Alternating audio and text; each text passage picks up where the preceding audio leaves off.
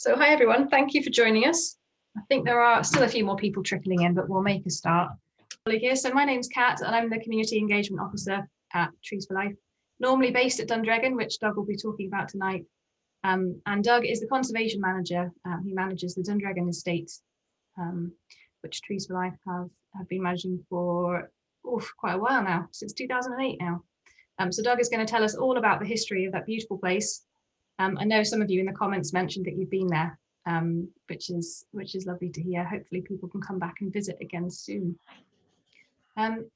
So I will hand over to Doug in just a second, and we hopefully will have some time for questions at the end as well. So if we don't manage to answer them as we're going through, we'll try and get to as many of them as we can at the end of the webinar. Over to you, Doug. Thanks, Kat. Good evening, everybody, and thank you for joining me. I'm a bit nervous and sort of mortified at 358 people I'm speaking to, which is the most people I've ever spoken to at one time, I think, probably. But anyway, we'll give it a go. And a slight technical itch, I've lost all my notes. I can't read my notes, which means I may forget figures and numbers and names, hopefully not too much. Anyway, hopefully it won't spoil your enjoyment of the slideshow. And as Kat said, I'm going to be talking a little bit about the context and history of Dundragon as a place, and why, well, some of the things that make it such a special place. And the last part of the talk will be a bit about what Trees for Life has been doing here since we bought the place, and where the future is going to take us. So a bit of a whistle-stop tour, actually. Can't fit everything in, but hopefully will be enough to keep your interest. So that's me, Conservation Manager at Dundragon. So for those of you who don't know where Dundragon is, this is it, little red blob in the middle-ish of Scotland, towards the northwest, I guess, just west of Loch Ness, and east of the big mountains on the west coast and Skye. So we're in the rain shadow of those hills, which means we're drier than the west coast, but not as dry as the Cairngorms and the east coast. So it's kind of in the middle, and it's a very cold glen, so we get a lot of frost and snow, as some of you might know. 4,000 hectares, 10,000 acres, if anybody knows what that is. I've got a map later on which shows the estate in more detail, and I'll try and describe it there then. In terms of geology, it's not that interesting. It kind of falls in the big lump of Moyne schists, Moyne metasediments between the Great Glen Fault and the Moyne Thrust. Very old rocks, something like 800 million years old, so nearly 1 billion years. No fossils or exciting things like that, and fairly acidic rock, giving rise to quite poor soils in the main. And just a reminder that during the last ice age and immediately after it, Scotland and the rest of Britain were joined at the hip to Europe. And so there was a free flow of animals and people across Doggerland there until right up to towards 7000 BC. And you can see there's a sort of a shadowy ice sheet of 16,000 BC. That melted and then reformed again in the last hurrah of the Ice Age. This was about 13 to 11,000 years ago, and I've ringed where Dundragon is, and you can see that there's a big glacial tongue projecting out from the main Northwest Highland ice field, and that glacier basically ground to a halt pretty much at Dundragon, and that's reflected in the geomorphology of the areas, particularly in the valley floor, where there's lots of humps and hummocks and mounds, which is spoil and debris from that great bulldozer of a glacier coming to a grinding halt here. So quite interesting from a geomorphological perspective. And just, you know, lots of people think that round the edges of an ice sheet. It must be like the tundra of the far, far north of Europe now today. But this is a picture of a place that I went to a couple of years ago in southwest Norway. It's called Briksdalbreen, famous touristy spot. And you can see that the glacier is still there. It is retreating, but it's still there. And there's a flush of new growth and vegetation immediately after the glacier is melting, and almost at the same time. So while that glacial tongue from the main northwest Highlands ice sheet was retreating, there were trees and animals and plants already knocking at the door, knocking at the base of Dundragon, as it were, and ready to quickly take over. Because the climate actually changed, warmed up quite quickly after that last ice age. And very soon after the ice retreated, we've got evidence of people in the landscape. So this is a barbed and tanged chert arrowhead, which was found at Dundragon by one of our volunteers during a tree planting day. Quite a lucky find. It's been dated to the Bronze Age. It lives in Inverness Museum now, and it gives testament to the presence of Bronze Age hunter-gatherer people at Dundragon itself, around about 4,500 years ago. So it's quite a chunky arrowhead compared to a lot of the arrowheads that are certainly in the Inverness Museum, which are quite small and thin. So I guess that this would have been used by somebody to try and bring down quite a chunky bit of prey, perhaps deer, potentially boar, even, I guess, other human beings, but that's another story. We don't know why or how the arrowhead was lost, obviously, but perhaps it was fired at something moving fast and got lost in the undergrowth and never found again, and picked up 4,500 years later. So it's a great find. There are other arrowheads around the Inverness and Highland area, but this one obviously shows hunter-gatherers operating at Dundragon itself. I'm going to skip through several thousand years of history very quickly in the next few slides, as well as evidence of Bronze Age people. This might be quite indistinct, so I hope you can see this. This is a satellite view of a bit of Dundragon. The roadway that you can see, or the path, yes, the roadway, and the bottom and left-hand side of the screen, some of you might know as Eves Road. And up above Eves Road, there's a circular footing, and that circular footing is within the blue circle there, is the footing of an Iron Age roundhouse. So we've got Iron Age, evidence of Iron Age early farming going on at Dundragon. The field system that you can see to the left of the picture between the hut circle and the roadway could be of that age as well. So the boundary of those fields and their improvement over the centuries may have started to occur during the Iron Age. And these people were Picts from about 500 BC to 500 AD in this part of Scotland.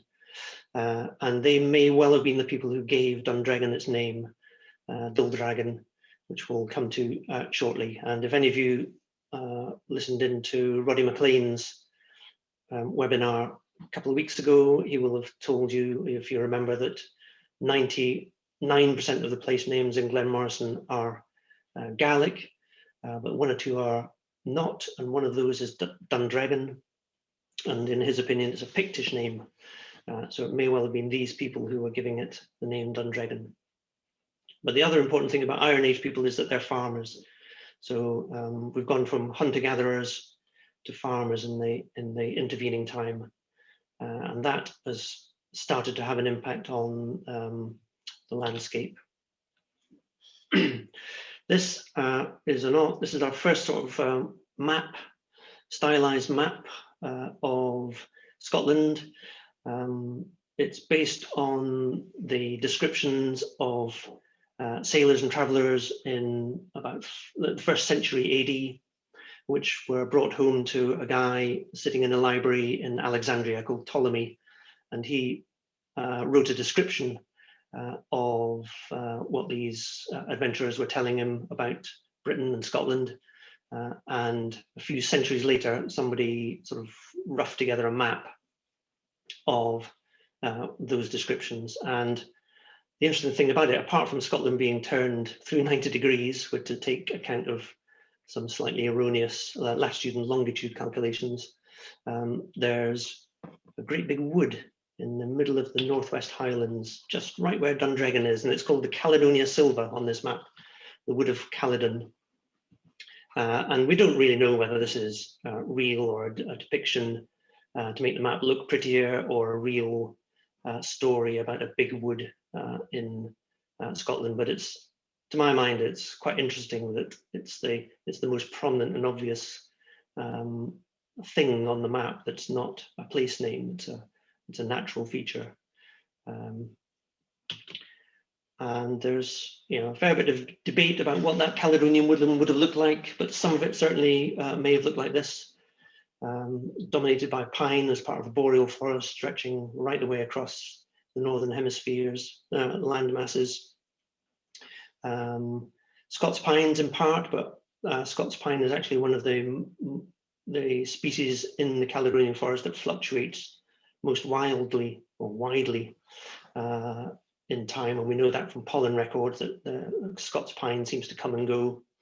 But so it could have looked a bit like this, or perhaps partly as the Iron Age farmers took their grip on it and started to open up places for pasture land, and perhaps set fire to parts of it to create more open pasture wood. It may have looked a little bit more like this in parts. We just don't know. Swiftly moving forward another 1,000 years or so, the next sort of entrance of Dundragon and the area around Dundragon in the history books is as a medieval hunting ground, and it's a royal hunting ground. And this is up to the reign of James IV in the 16th century, early 16th century. The Forest of Cluny was a royal hunting ground which stretched, as also probably from the west coast actually, right the way through to Loch Ness and perhaps beyond. We don't know the boundaries, but we know that certainly the area around Dundragon was quite an important place for hunting. And you can see the hunting is quite different to the professional stalking effort that we have nowadays for deer. It involves dogs chasing, in this case, a wild boar out of its cover and jumping on it, and then the aristocratic huntsman there giving it the coup de grace. And there was a whole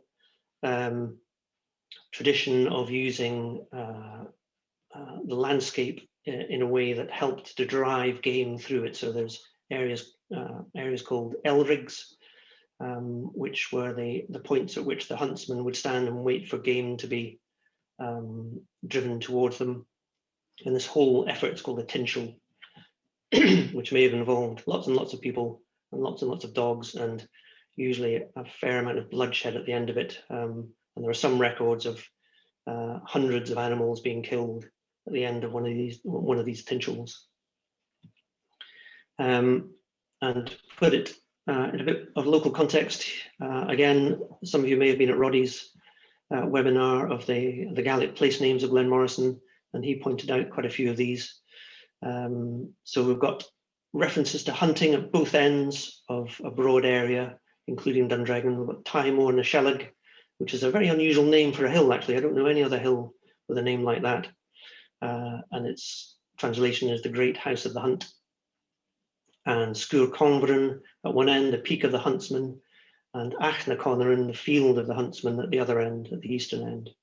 And in between, at least 2 elrigs. I think I might have even found another one. So there's 3 places where hunting game would have been driven towards waiting hunters. And I've also marked in the south side of Glenmorrison, the Coy na Féin, which is marked on the current OS map. And that means the wood of the Fian, and the Fian being mythical Gaelic giant hero warriors. And so this whole area is steeped in a history of hunting.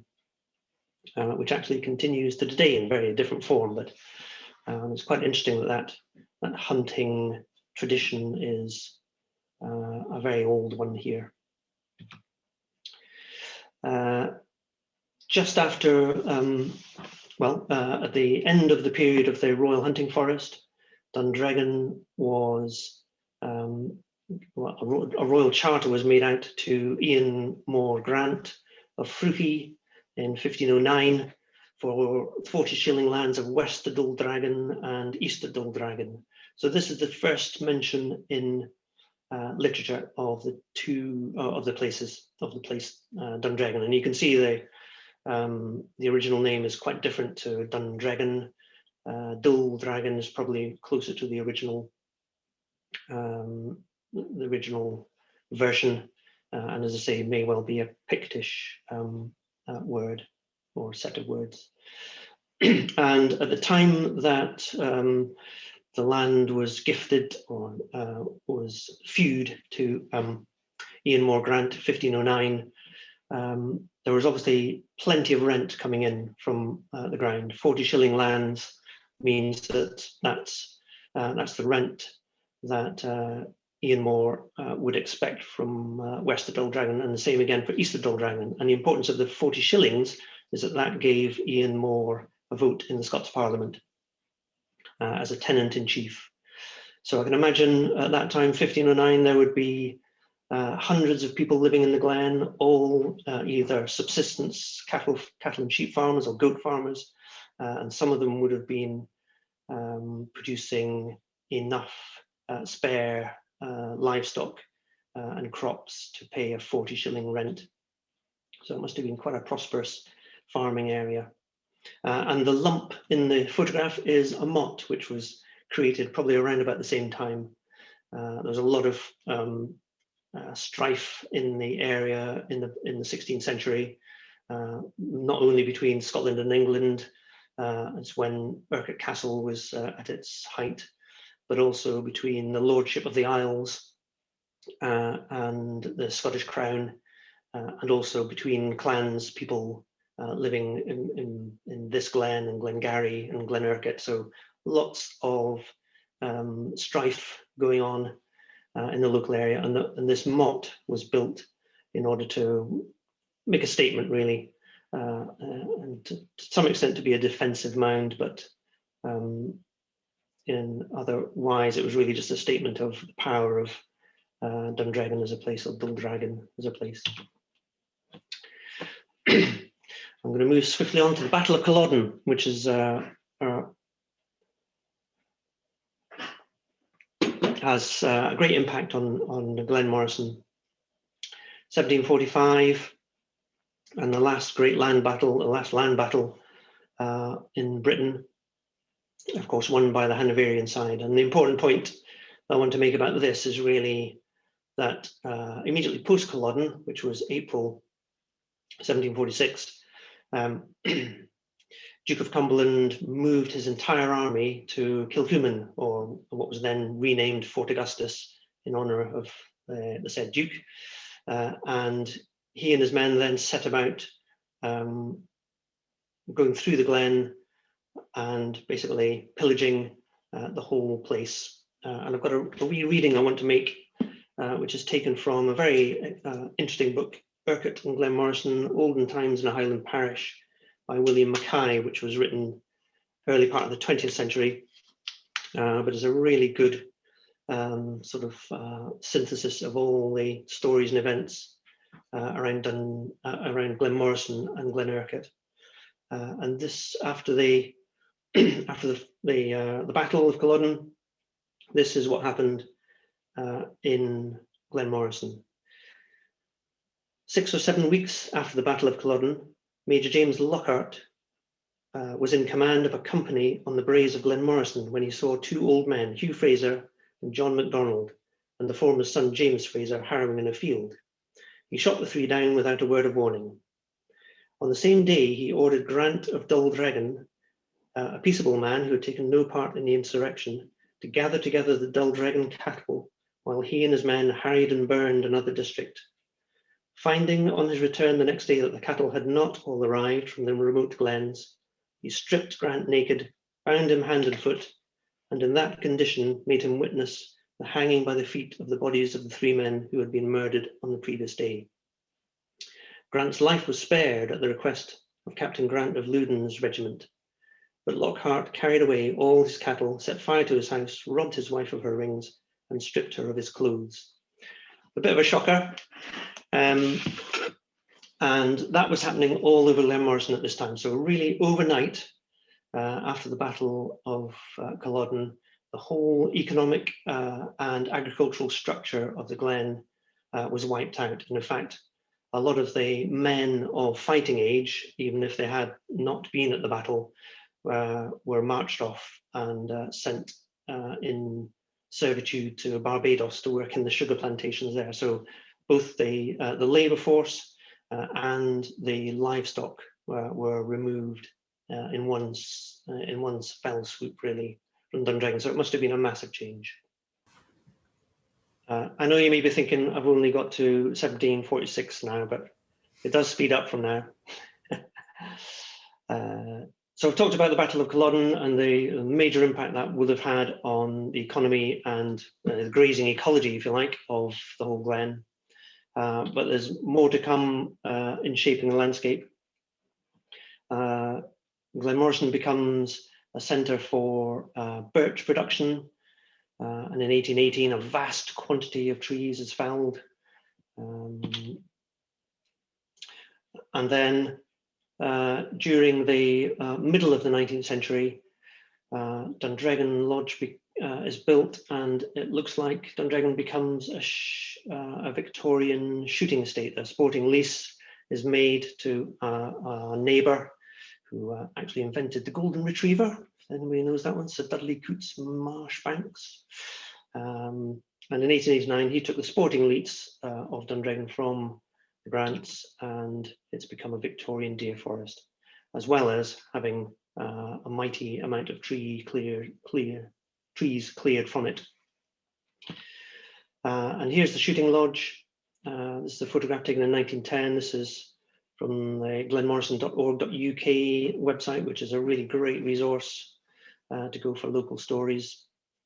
And you can see it's quite a grand building. It no longer exists. It became derelict and was flattened in the 60s.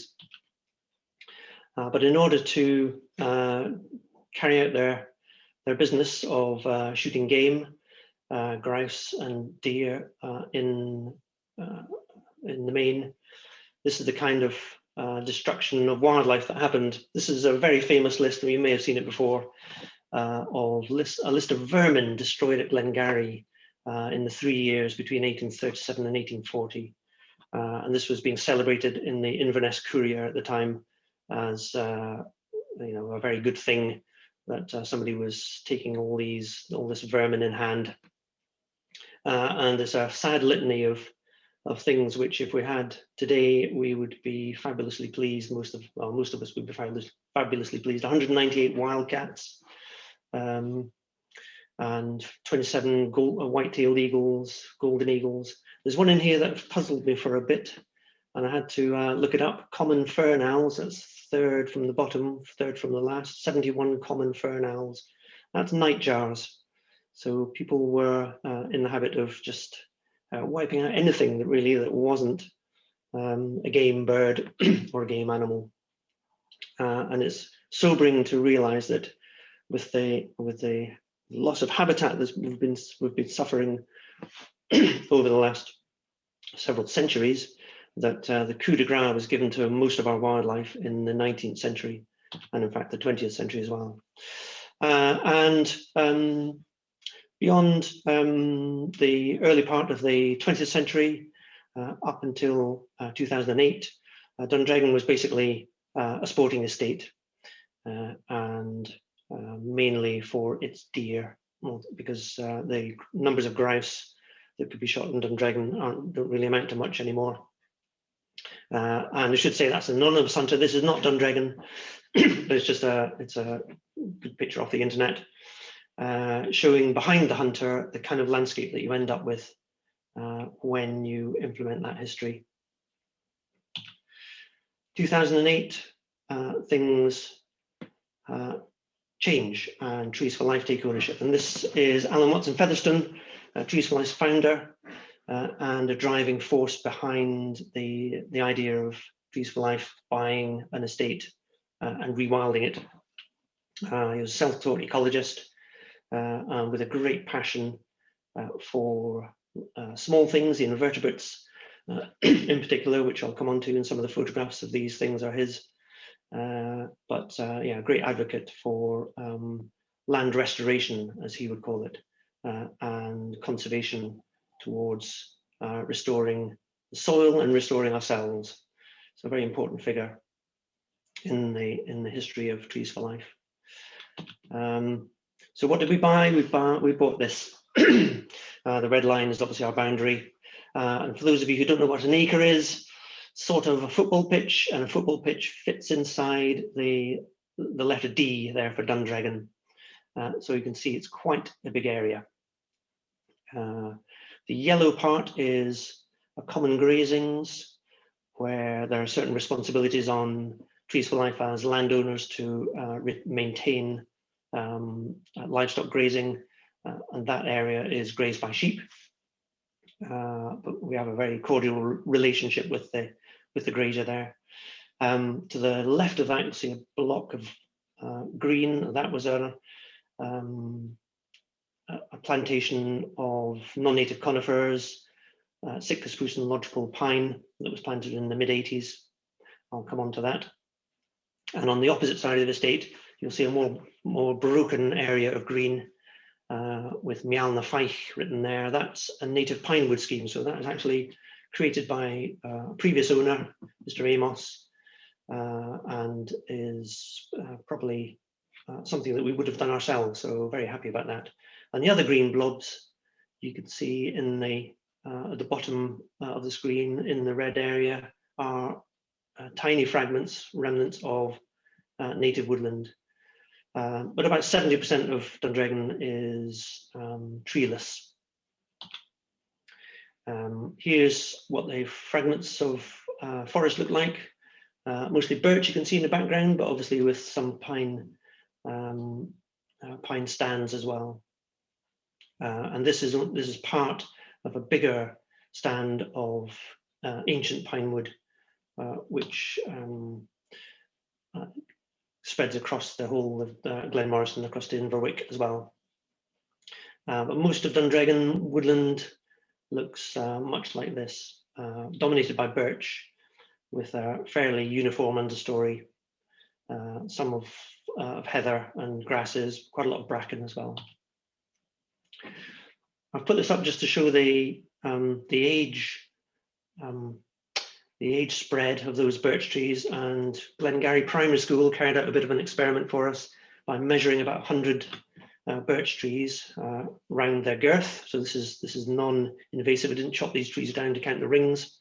We just measured the girth, applied a little 0.75 formula to get an approximate age, and it tells you, what's going on with the age structure of the woodland. And you can see there's a pulse of regeneration in about the late 1800s, early 1900s, and then another about a century later, with a bit in between, and nothing much is older than 200 years. And some of those may be anomalous, so birch trees don't usually live that long. So we've got two little pulses of regeneration in the last 2 centuries, which have helped to retain at least the birch element of the woodland. As well as the trees themselves, there's an amazing understory of juniper. It's probably of national importance. I think it is anyway, certainly significant in a Scottish context. And in rude health, it's regenerating up the hill like nobody's business, and is a pioneer species, in fact, and forms these really dense stands in amongst the lower bits of the birch woodland.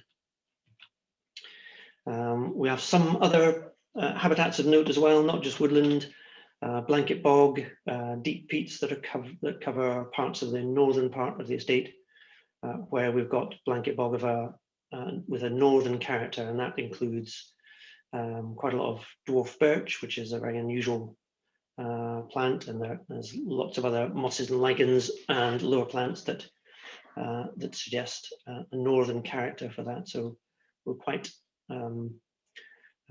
interested not to plant trees everywhere, and obviously wouldn't plant trees on here. And that just gives you an overview of that woodland. So the biggest fragment of native woodland in front of us on a nice summer's day. But you can see the majority of the ground is more or less treeless. But it doesn't mean to say it's lacking in interest. And everywhere you go on Dundragon on a lovely summer's day in June, you're kicking through flowers where you go, which is absolutely amazing. I've picked out 3 here, but there are lots of others, which I could have put a slide up and yeah, could have appreciated their beauty. So we've got lesser butterfly orchid on the left-hand side there, quite a good population of them. Intermediate wintergreen, which is also an unusual plant in the Highlands. That one's actually, these ones are growing unusually on quite a high rocky ridge where the soils are particularly thin. It's not quite often wintergreens grow in woodlands and pine woods in particular, but this one's way out in the open. And the orchid on the left-hand side is what used to be called Lapland Orchid, but is now lumped together with a whole bunch of other narrow-leaved marsh orchids in the stunningly named Dactylorhiza Traunsteineroides group of orchids, but still pretty, not quite as rare as we thought it was.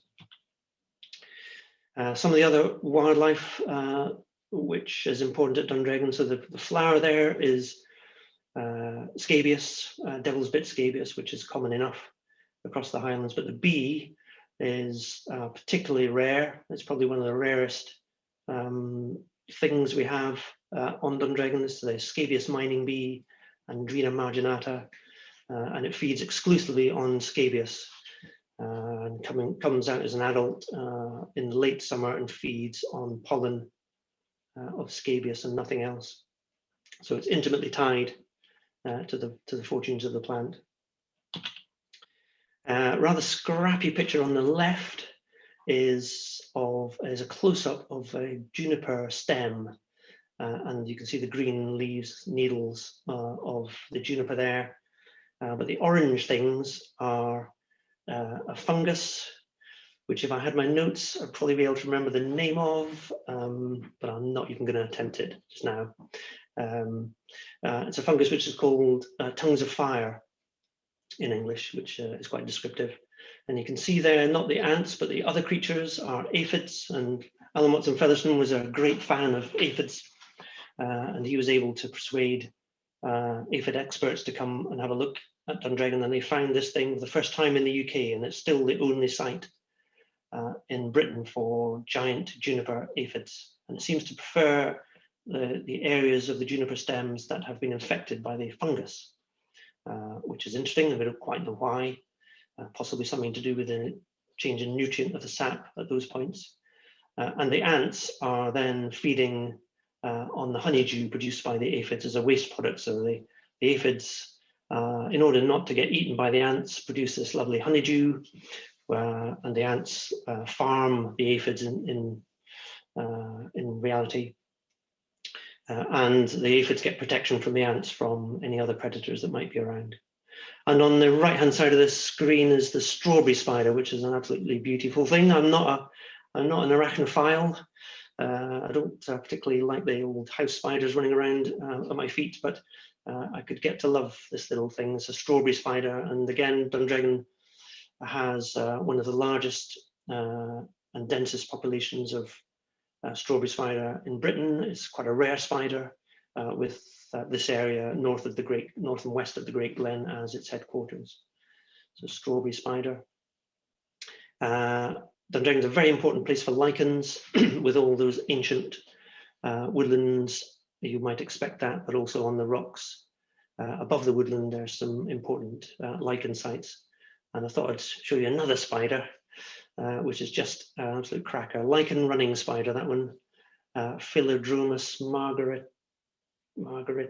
oh, something. Again, if I had my notes, I'd be able to reel that off, and it would sound very impressive. But lichen running spider, anyway, perfectly camouflaged against this particular lichen. Dundragon is absolutely brilliant for moths and butterflies, particularly moths. Butterflies, it's got the usual things, and also small pearl bordered fritillary, which is not a usual thing. It's quite a good find. But its moth fauna is spectacularly good, and I've just exemplified that with this photograph that I took last summer, which was a great find for me, argent and sable. But there are dozens actually of interesting and important moths to be found at Dundragon, including goat moths and specialities of the Great Glen, like oh, I knew I'd get into trouble if I started doing a list. Anyway, moths. It's a good place for moths. Also a great place for mammals. This is a very hard critter to photograph. This is from a trail camera, and it's the head of a water vole. So we have a small population of water voles in the headwaters of some of the streams up on the high ground at Dundragon. They're isolated from themselves and from other populations of water voles, and they're certainly not found in the lower stretches and down towards the River Morrison, which I think is probably the impact of mink, either presently or in the past. So we're doing a bit of work to try and see whether mink are still present on the River Morrison.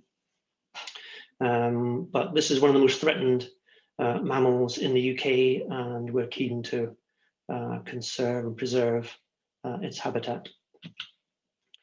Some more common and familiar denizens of woodlands. We've got lots of badgers at Dundragon, probably half a dozen sets, some of which are in woodland and some are actually out on the moorland areas. Badgers are not so fussy as you might think. They don't need woodlands, but they do like a good sandy soil.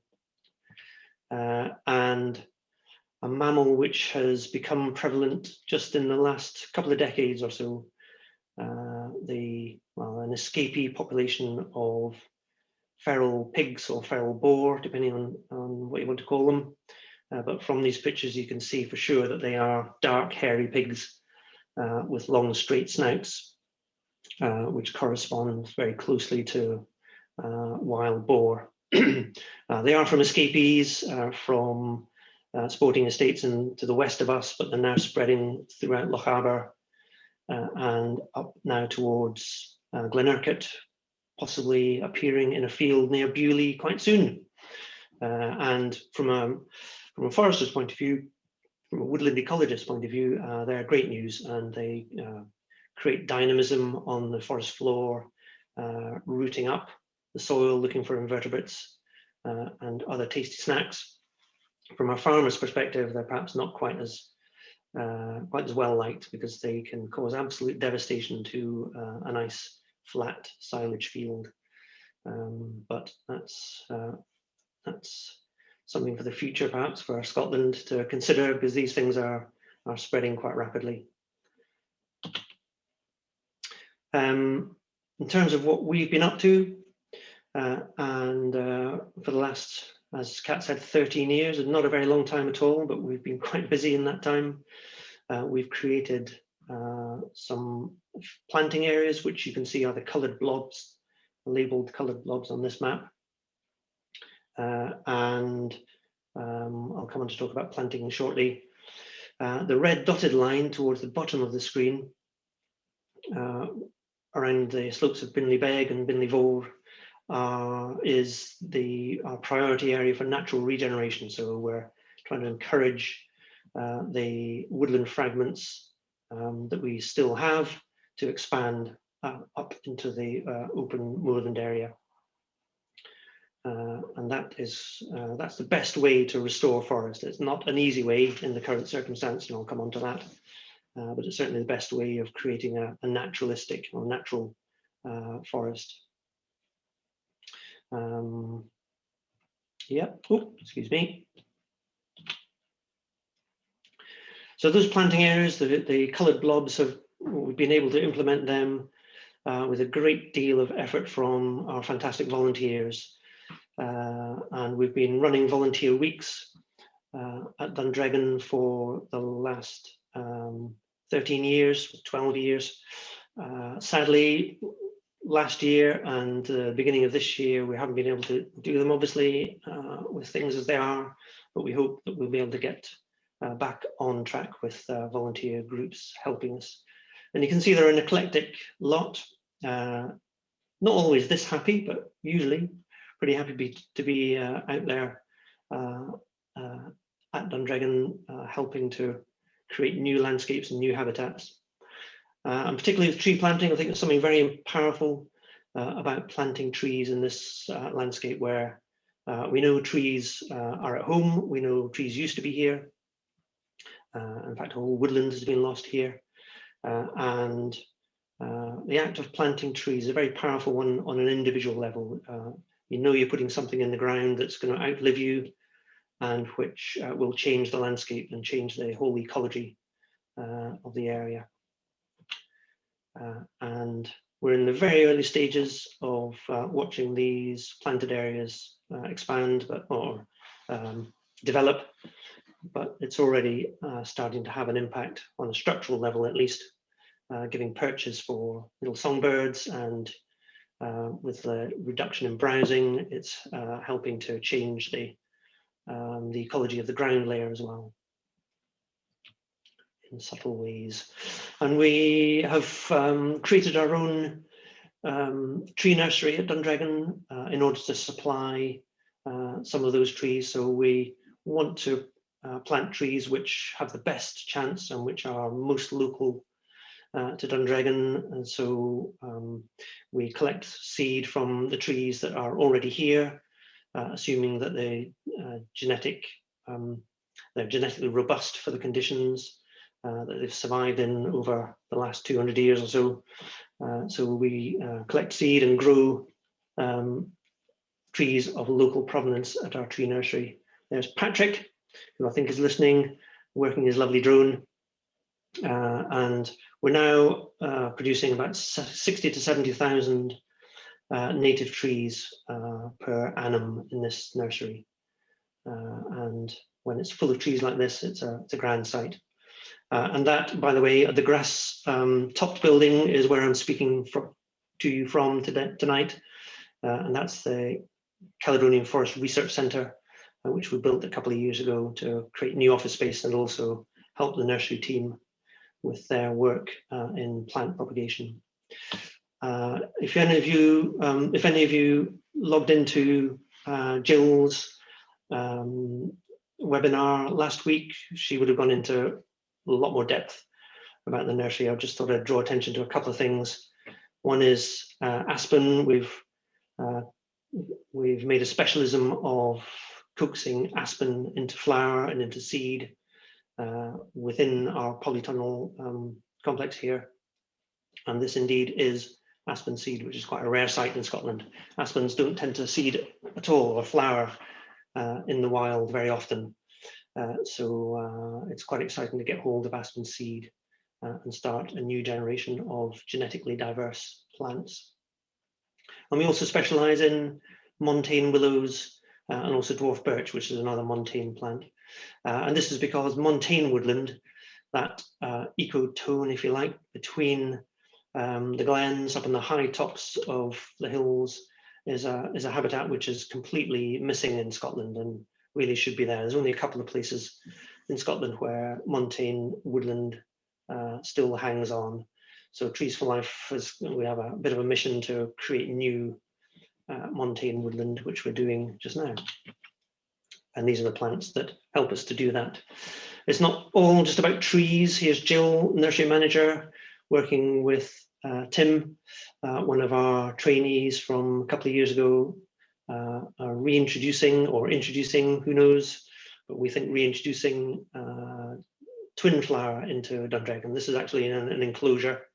Don't think the fence will keep twin flower inside, but twin flower is one of these rare iconic plants of, sorry Tim, I'm going to cover you up, iconic plants of Scottish pine woods. But in fact, if you go to southwest Norway, it's a ubiquitous plant all over birch woodlands, all sorts of mixed woodlands, including pine woodlands. And it should be much more common in Scotland. It's a beautiful little flower, and it's been lost throughout its range in Scotland, presumably, and probably through grazing pressure over the centuries. But making a comeback because of Jill and the nursery team's sterling work. And a lot of this work is done by volunteers. This is Richard, who helps us on a very regular basis. We've had long-term volunteers spending 3 months with us, some not always in the most appropriate of garb. And our regular conservation weeks spend a lot of time in the nursery when they're not planting trees on the hill. So and people get to see the whole life cycle of a plant, from a seed of a tree, from a seed right to the planted tree. So it's a good story. Now, I've talked about planting trees. We also have, as I say, this priority natural regeneration zone, and that is being managed by reducing the deer population within the woodlands. Now, this is quite a tricky area to talk about, but it's of super importance to us, and we can't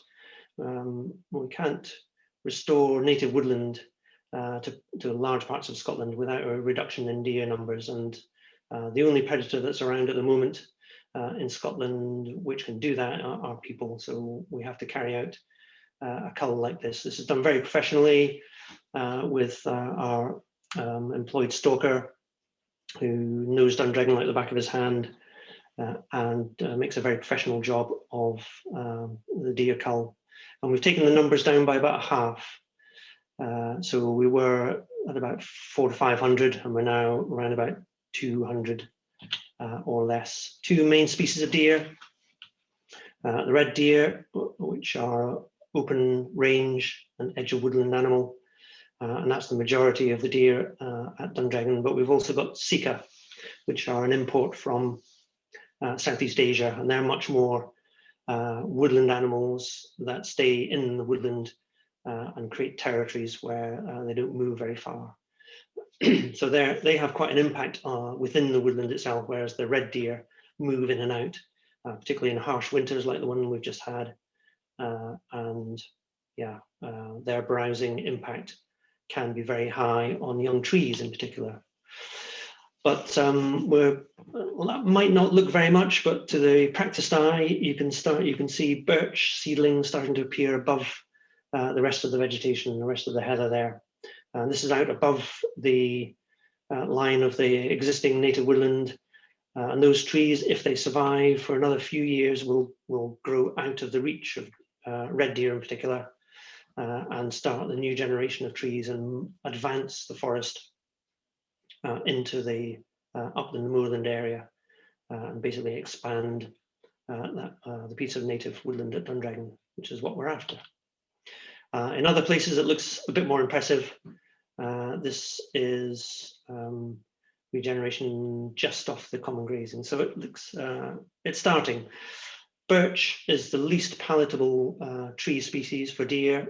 They don't particularly like it, and so it's the first to respond when you reduce deer numbers. But we are after a much more diverse forest than that. We want pine, we want oak, we want hazel, we want holly, we want all sorts of things. So we're going to have to continue that work into the future. And we are not only relying on lethal reduction culls, but we're doing some non-lethal work as well. This is a little pilot project we did, and these three fantastic women are out at night and at dusk and dawn, basically giving the deer that are within the woodlands something to think about. So it's a disturbance effort to try and keep deer on the move so that they don't have free rein at browsing and eating our tree seedlings. And we carried this out for a couple of years. The data was somewhat inconclusive, but we had a great deal of fun doing it. And as you can see there, even in the snow there on a cold April morning or night, they still seem to be smiling and having a happy time. We've got plans to perhaps do a bit more work on disturbance as things go forward. You may have seen in the news last year, we were able to announce the first breeding of golden eagles at Dundragon for 40 years. So yes, we have reintroduced a top predator to Dundragon. The guy in the blue helmet there is conservation legend Roy Dennis, who helped us choose the site and build the nest. And we had to wait 5 years for the eagles to think about using it, but eventually it worked. So that's a really good news story, which we hope will continue. And Roy was in his 70s when he did this, so he's quite a guy. We've also been working a lot now on this emerging area of ecology, Microarrival Associations. It's something that we've known about for over 100 years, and from a natural history point of view, but we're only now realizing just how important these mycorrhizal associations, these associations between mushrooms and plants, including trees, are in terms of exchanging the flow of nutrients around the forest floor, locking of soil carbon into the woodland soils, and even communications between trees. So now when I'm looking at a group of trees, I'm beginning to think of them as a community of organisms rather than a set of isolated trees, because they're all connected underground through the Wood Wide Web. And that's a very exciting and interesting piece of research that we're trying to understand and work with to help us in our tree restoration efforts further up the hill. A couple of years ago, we finally bit the bullet and harvested that Sitka spruce and lodgepole pine plantation that I mentioned at the beginning. There were some Scots pines scattered amongst the non-native trees, so we've kept them. And now we have a job to do to restore a bit more native woodland to this area. Obviously, it lacks any broadleaves, and we would hope to do a bit of planting and perhaps a bit of natural regeneration to see what comes up. But there's 300 hectares of native woodland to develop over the next 50 years, including, we hope, a nice stand of older pine, which would be good. And in amongst that, we've done a restoration project over 27 hectares of peatland. So these peatlands were submerged under the Sitka spruce and lodgepole pine, planted on deep peats, which nowadays would be very much frowned upon. But we actually whole tree mulched these trees rather than harvested them, and then blocked all the furrows that were created to try and drain the peat unsuccessfully. So we blocked them, the water table has come up, and now we've got a functioning peatland again. It'll take a little time to restore itself to its former glory, but it's now sucking up carbon rather than producing it. And I mentioned long-term volunteers. We've transformed that program into skills for rewilding traineeships. So taking young people in the local area and giving them a bit of an opportunity to have a look, see what we do, and to join in and to get some practical skills in land management for nature conservation. And that involves them carrying out deer management, working in the nursery, doing surveys and research in the forest, and helping us with our community work. And we've got a new one this year, which is digital marketing. Because of coronavirus, it's a bit restricted in what we can achieve, but we're hoping that will continue this coming year and into next year. And for the future, Well, we're going to do more natural regeneration, and I hope we'll see many more young pines like the one on the right popping up through the vegetation and creating the next generation of granny pines into the future. We're going to continue work on the Montane Woodlands. That's a picture of dwarf birch down in the bottom left there. We've got a large enclosure now in the northern part of Dundragon, which we're attempting to restore Montane Woodland. And that's a very long-term project because these trees grow very, very slowly over decades rather than years. So I don't expect to see much of a change in the landscape when I'm here, but hopefully in the next generation, generations after, it'll be a linking forest between Glenmorrison and Glen Affric. And perhaps the young people on the top left of the slide will be part of that generation who will see Montane Woodland developing. And we've got a lot of monitoring to do, and we hope that we can do some using local communities as well. Lots of estate maintenance and management with volunteers is to come. We're going to do some more planting in the harvested area, as I mentioned. We're going to continue reducing non-native trees species and marking lots of our fences to reduce bird strike. That's an ongoing project. So the fences act as hazards to low-flying grouse in particular. Black grouse is one key concern for us. So we spend quite a bit of time marking lots of our fences through volunteer effort, as you can see. We're reintroducing some of nature's top predators into Dundragon, and this is one of them. We're working with the University of Aberdeen to look at translocating ants into some of our newly planted areas. Ants take a long time to get to new habitat, and we're trying to see whether or not it's a helpful and useful thing to speed that process up by translocating ants. Ants being a very important part of the ecosystem of any woodland. And we're thinking carefully about whether or not we want to reintroduce a big herbivore. Now that might seem strange in terms of what we want to do in terms of encouraging natural regeneration, but we think that a large heavy herbivore like cattle, which are far less selective in their grazing and browsing, could be of benefit to habitats at Dundragon. So we're looking into that. And Dundragon forms part of a much wider landscape scale proposal called East West Wild. We're trying to bring together lots of different interests, partnering with private landowners, other conservation NGOs, and Forest and Land Scotland to create a wide collaboration project for land management across a big area. And we've been talking to local communities around this idea for some time now.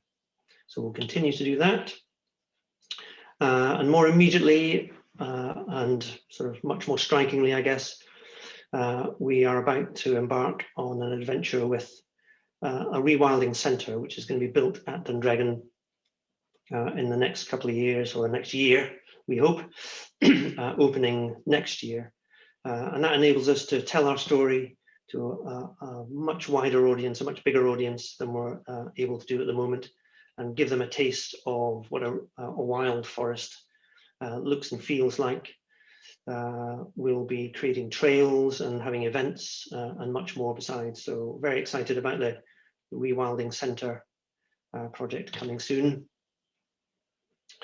And yeah, that's a little taste of what the future is bringing to Dundragon. This is a 400-year-old oak tree, which is sitting on top of the Mullach Sheehan, the Fairy Knoll at Dundragon.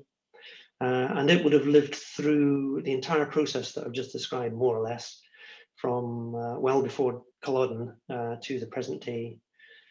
witnessing the decline in forest cover and decline in species and wildlife that we've witnessed. And it's still going, and that's a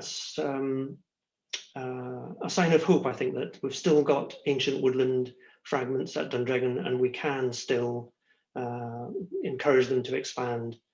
And in the future, I hope that that expansion will include quite wide areas of other parts of Scotland. I've mentioned East West Wild, but there's the whole of the Scottish Highlands to think about as well. And we're not talking about the whole of that area covered in woodland, but more than 5%, please.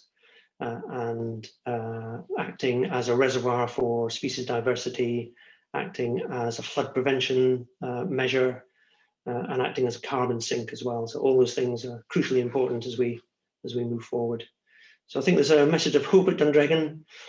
George Monbiot, like him or loathe him, once said that Dundragon was one of the most hopeful places in Britain. And I still think that's true, and I hope that a little talk this evening has given you that impression that where there's life, there's hope. And that's the end of my little talk. Thank you very much for listening. And I guess now that Kat is going to open things up for some questions from you all. Thank you. Thank you so much, Doug. We've got a lot of appreciative comments coming in the chat box. A lot of people saying, you clearly didn't need your notes, you know what you want to say, and people really, really enjoyed it. You did an amazing job. Thank you. Sorry, I overran a little bit. Yes, we are running a little bit late. If anybody does need to disappear, thank you for coming. If you want to leave us a little message about any webinars any topics that you would like us to cover in the future, that would be great before you go. But if you can stick around, we've got a little bit of time for Doug to answer some questions, and there's quite a few come through in the Q&A box already. I'm just going to get some water. Oh yeah, go for it. Sorry.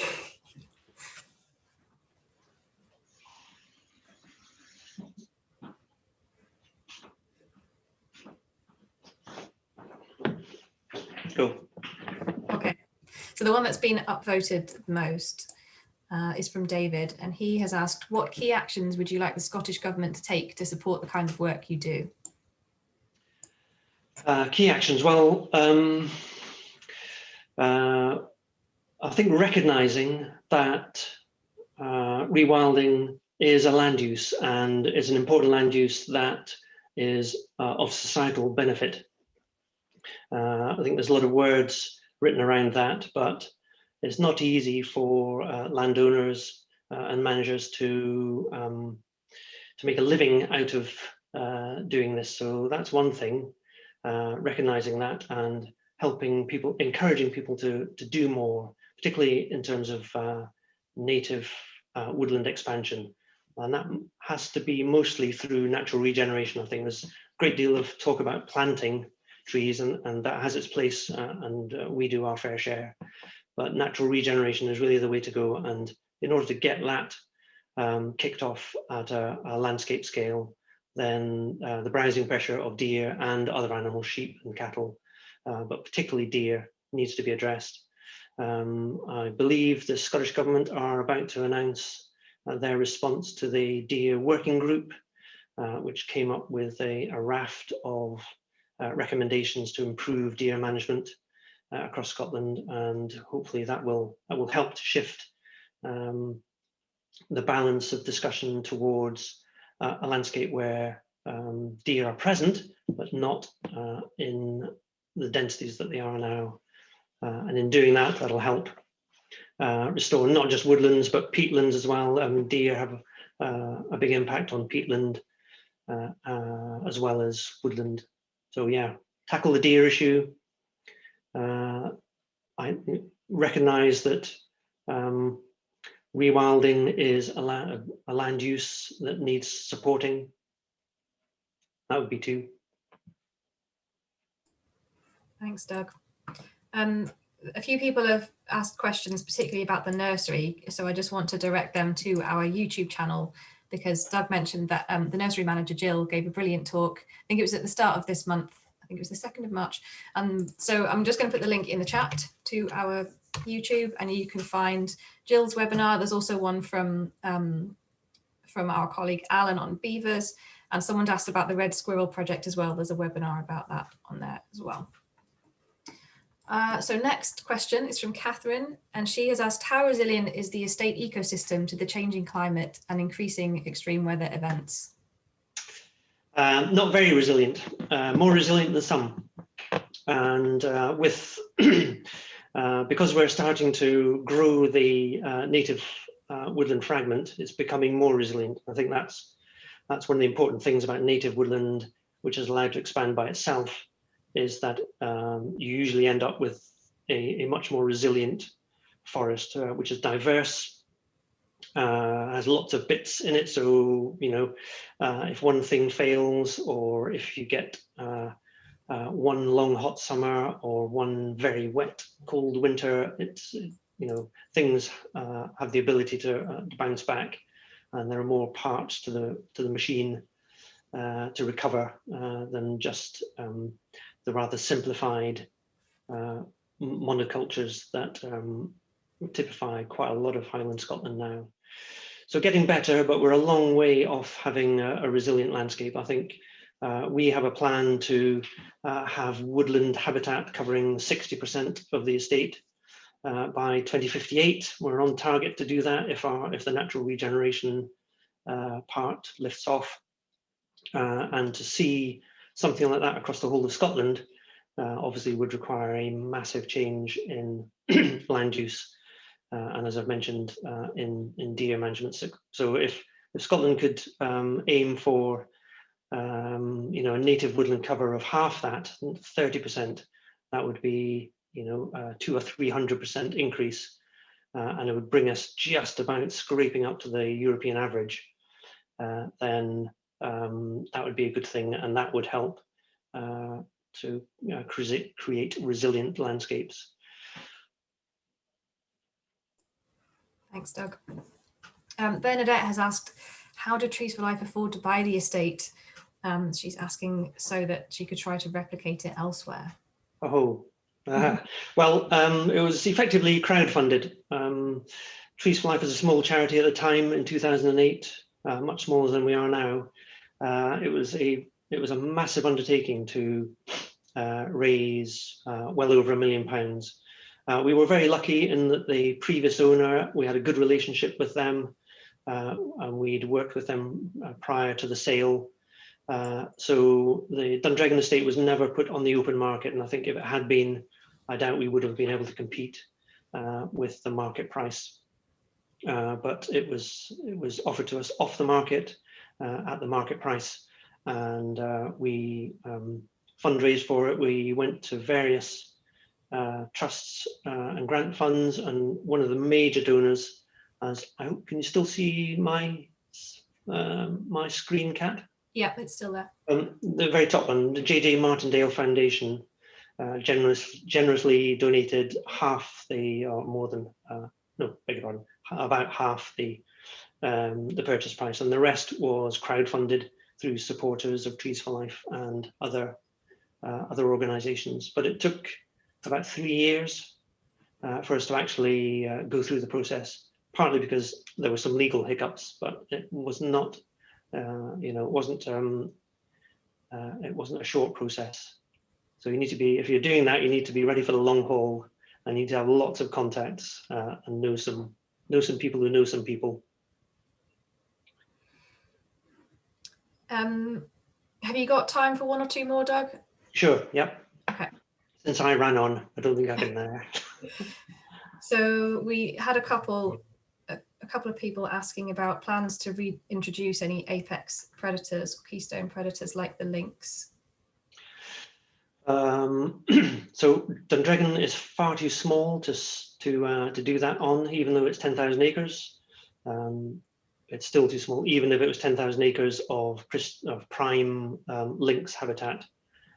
It would probably still be far too small to release lynx into, and hope that they would stay there.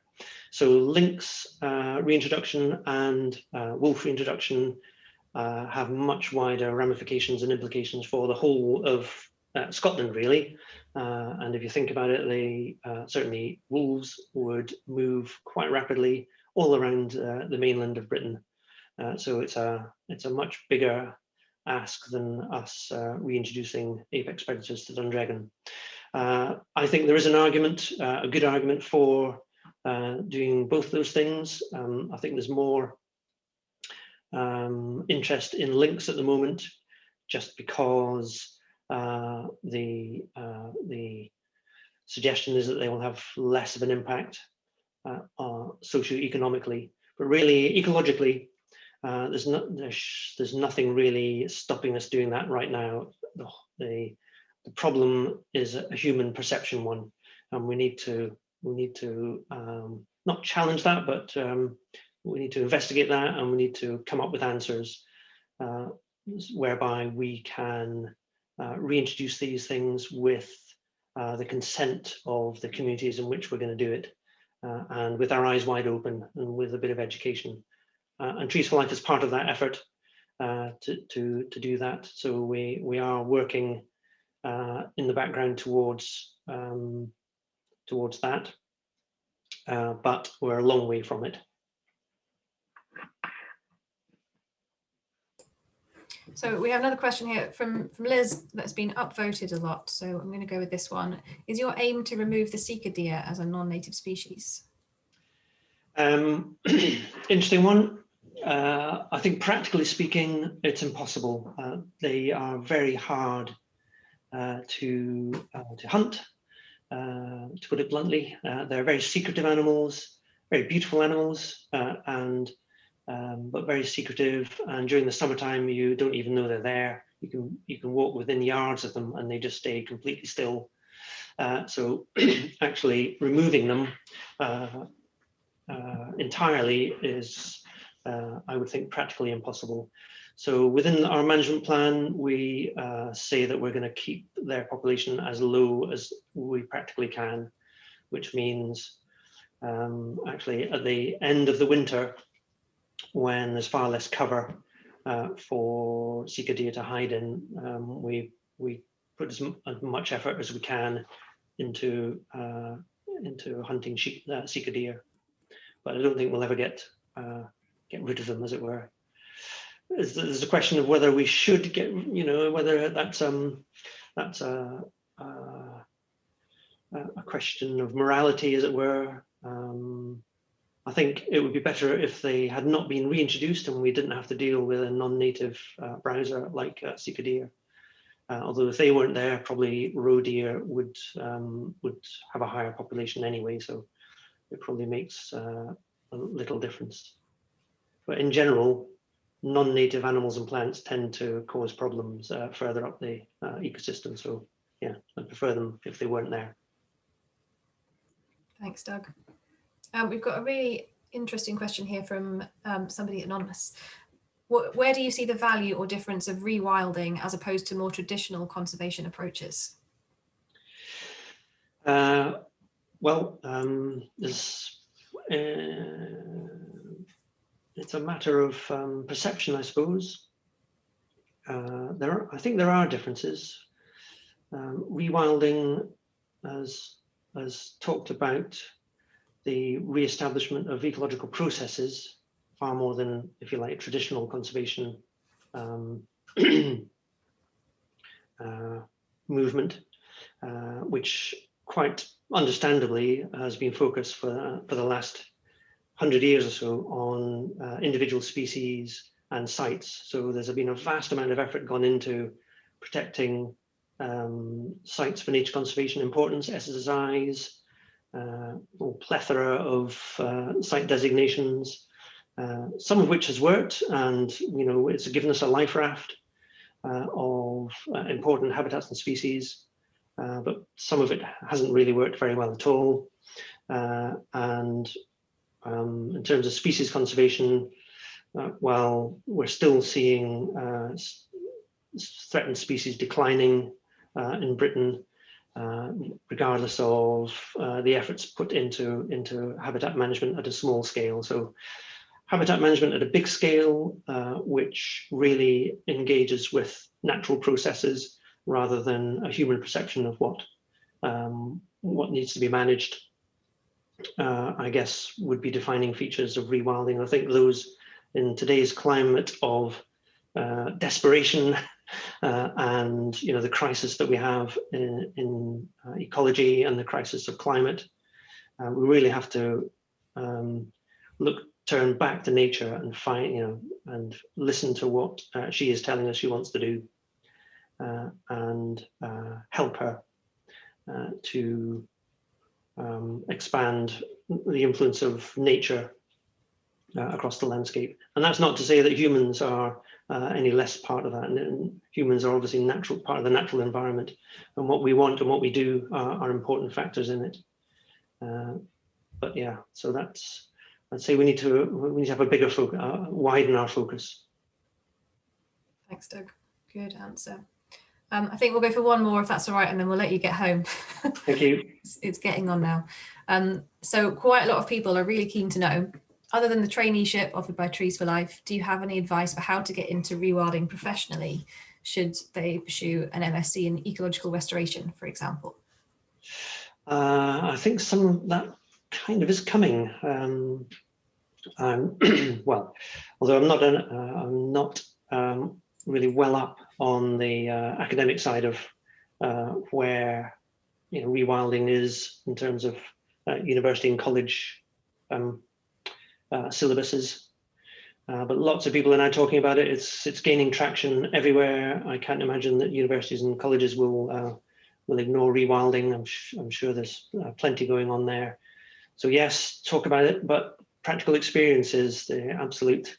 That's what's missing for lots of people, and it's difficult. There's no doubt about it. Where there are volunteering opportunities, you've got a chance of gaining some experience and getting known. And I would say look at in your own local area at what could be done and can be done, and try and link up with organizations that are involved in, if they call it rewilding, that's fine, but if it's plain old nature conservation or cleaning up your local pond, that's fine too. And doing rewilding at a small scale in people's backyards and in suburban and urban areas is just as valuable, I think, as doing rewilding at Dundragon, and it brings it right into the hearts and minds of people. So yeah, volunteer for your local organization, get as much practical experience, go out and observe nature. Don't just sit and Google what an Argent and sable moth is. Go out and find one.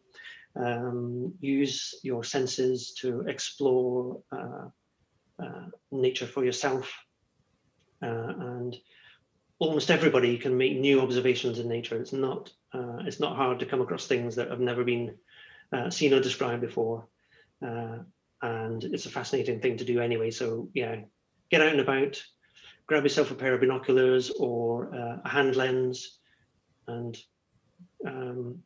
get to know your local area. Great advice. Thank you, Doug. I think that's a really great and inspiring place to end the talk. Thank you for answering so many questions and for a brilliant presentation. Lots of comments keep coming back in the chat, thanking you. Everybody's really enjoyed it. So thanks very much. If anyone wants to catch up on any of our older webinars, just remember we've got quite a few on our YouTube channel now. I can put the link in the chat again. And there's also a lot of information on our website. So information on a lot of our projects and on different Caledonian pinewood species that you might find up here and in other parts of the UK and Europe as well. Sorry to everyone whose questions we didn't get round to. Hopefully you can find some good information on the website or perhaps in a future webinar. So if anyone has got any ideas about future webinars, just pop them in the chat box and we'll see what we can do. Thanks everyone. Good night.